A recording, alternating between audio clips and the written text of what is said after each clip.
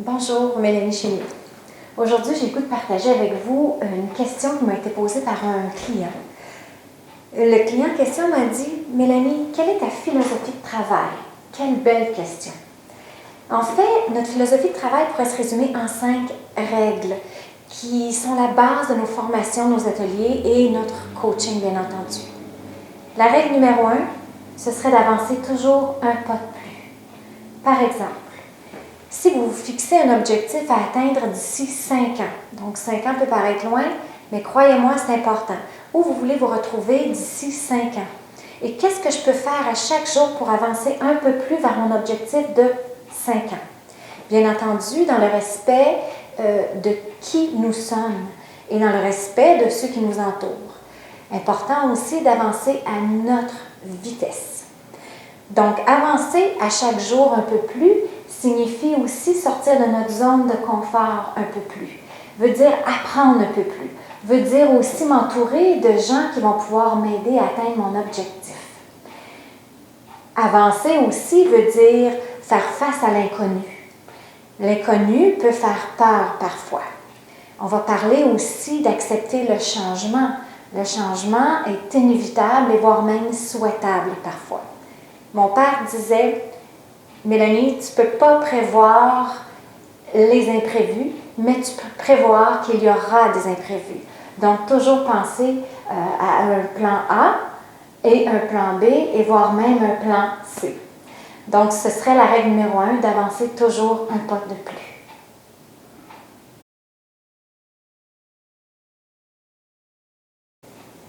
La règle numéro 2, j'ai le choix. J'ai toujours un choix. J'ai un choix d'agir ou de ne pas agir. J'ai le choix de procrastiner.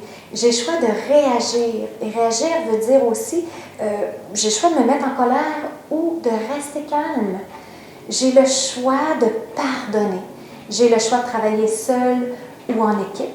J'ai le choix de m'accepter, d'être bonne humeur, de partager mes idées ou non, d'accepter les conseils ou non. Bref, tous les choix que je fais à chaque jour m'appartiennent. Toutefois, il y a une question à se poser. Quel est l'impact de mes choix sur moi et sur ceux qui m'entourent? Quel est l'impact à court terme, à moyen terme et à long terme? Si je suis gagnant à court terme et si je suis gagnant seul, la victoire est un peu moins agréable à partager avec les autres ou même voir à long terme. Donc, c'est important de se poser la question. Quelles sont les conséquences? Jusqu'à quel prix? Donc, l'impact de mes choix. Règle numéro 2, j'ai toujours le choix.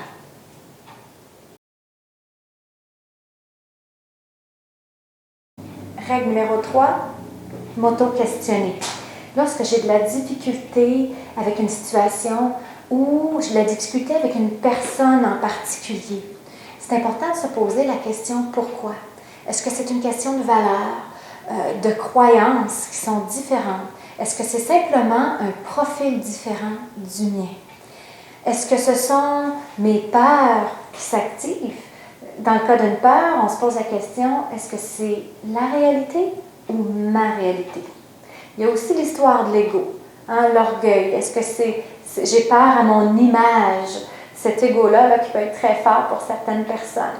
Donc, posez-vous la question toujours en se questionnant. Est-ce que j'ai raison à 100%? Est-ce que j'ai tous les faits? Donc, règle numéro 3, toujours m'auto-questionner avant peut-être de regarder les autres ou de voir comme une situation terrible. On va aller un peu plus loin.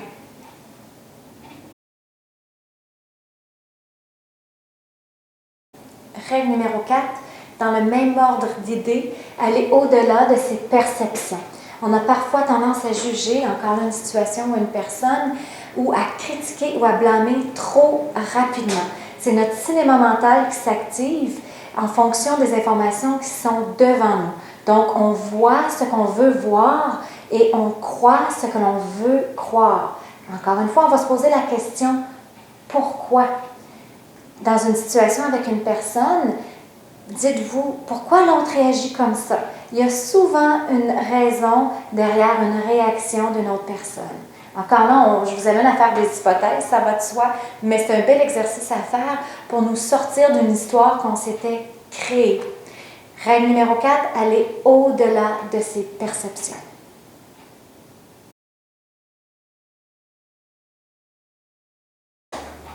Règle numéro 5, accueillir la différence.